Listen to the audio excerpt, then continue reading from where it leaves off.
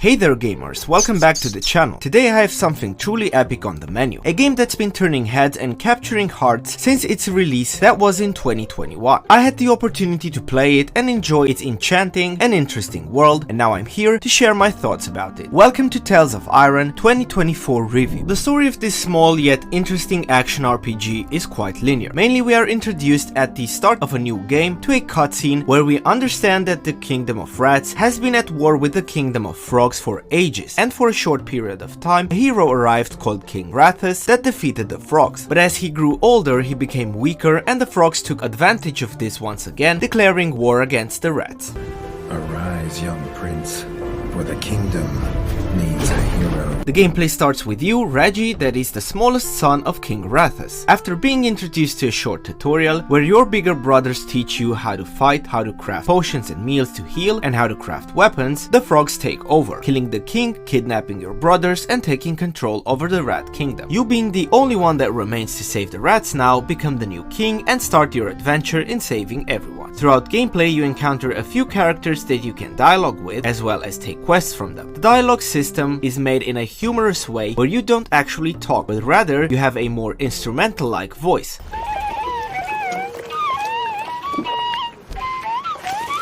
So you understand things. This is of course explained through pictures as well as a narrator that seems to be the same voice actor of Geralt from The Witcher.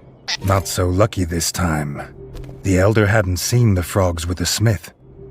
But maybe the ever-vigilant rangers had seen where the frogs had gone. The game has not only one reference to The Witcher, but multiple ones, like being able to take side quests from town boards or being able to buy poisons for your weapons to make them more effective against certain types of enemies. These are subtle details that have been introduced to make the whole game more appealing. Also, there are quite funny names that the developers used for bosses, like this particular one that I encountered called Lance-a-Lot, a reference to Sir Lancelot. The whole game world is also crafted with a lot of love. It almost gives you a feeling that you are going through a comic book. It has more of a dark style to it, where you go through the ruined rat kingdom, seeing rotten corpses that attract bugs to them, or lurk through dangerous sewers and forests. In the background you can also see and hear thunderstorms, this being a reference to the depressing and never-ending war.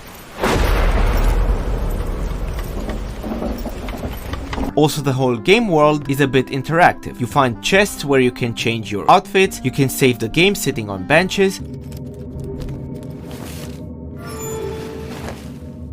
and you can also loot dead bodies to get gear and resources used to purchase new stuff, and also collect a liquor from bugs called bug juice that acts like a healing potion.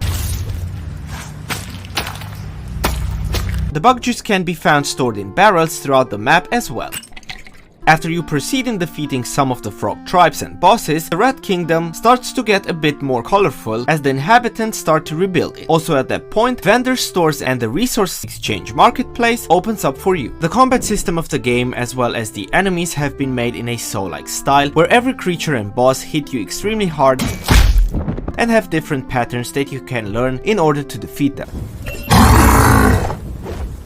Not dodging in the correct way will punish you hard, and it will most likely result in you dying. Every time you defeat enemies, you can loot their corpses, getting better gear and resources in the process. Armors and weapons have different stats as well as a weight value when equipped. The combat system can sometimes be annoying, as the adversaries will use special moves that have their hitboxes sometimes buggy, because I dodged a lot of times their abilities and still got hit by them. This resulting in a quite frustrating experience. Speaking of the enemies, we have different variants of them, the main ones being the frogs, then we have grubs and bugs, and also the moles and mozzies that I did not encounter yet. Also, there are 2 free endgame expansions that open up for you once you beat the main campaign, adding also new enemies. Coming to a verdict for Tales of Iron, I personally enjoyed this small game that mixed up RPG elements with a bit of platforming and a soul-like combat system, and the only problem that I faced was sometimes these buggy enemy hitboxes that I mentioned already. But in general, I would absolutely recommend this title, and as for a score, it's definitely a 9 out of 10. With this being said, today's episode ends. If you enjoyed it, don't forget to comment, subscribe and hit the notification bell for more interesting gaming news. See you in the next video.